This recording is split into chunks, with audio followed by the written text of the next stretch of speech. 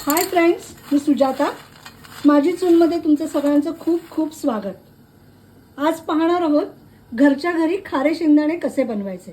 इथे मी साधारण 2 लिटर पाणी तापत ठेवलंय. पाण्याला मी जरा एक उकळी काढून घेणार आहे.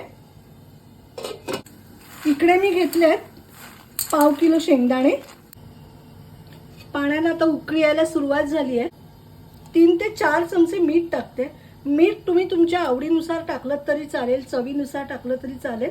आता मी त्यात शेंगदाणे टाकलेत आणि हे चांगले मी 5 ते 7 मिनिटं शिजू देणार आहे. 5 मिनिटं होऊन गेली आहेत आणि पहा शेंगदाणे अशी छान शिजून आले. मी आता गॅसची फ्लेम बंद केली आहे आणि ह्याच्यातलं सगळं पाणी काढून घेणार आहे. हे बघा, मी हे सगळं पाणी गाळून घेतलंय आणि आता मी ते कपड्यावर हे सगळे शेंगदाणे असे ओतणार आहे आणि पंख्याखाली मी हे 5 ते 10 मिनिटं सुकवून घेणार आहे. इथे हे शेंगदाणे आता चांगले सुकलेत. हे खूप सुकवायला द्यायचे नाही. ह्याच्यातला जो एक दमटपणा आहे ना, तो कायम ठेवायचा. आता आपल्याला शेंगदाणे भाजायचे आहेत.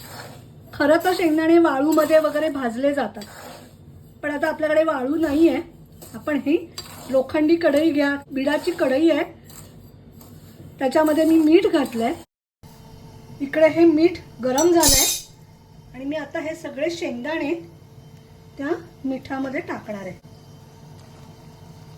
आता इकडे तुम्ही गॅसची फ्लेम कमी करा आणि मंद आचेवर शेंगदाणे तोपर्यंत भाजा जोपर्यंत त्याचं साल सुटत नाही.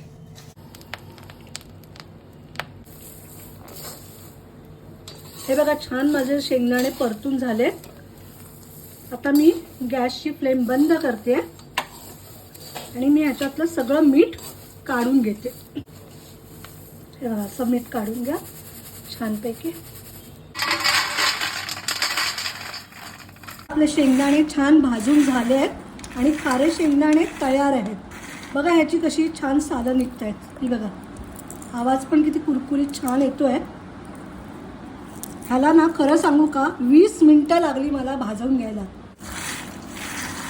तुम्हाला ही रेसिपी आवडली असेल ना, तर मला लाईक, सबस्क्राईब आणि फॉलो करायला विसरू नका मात्र.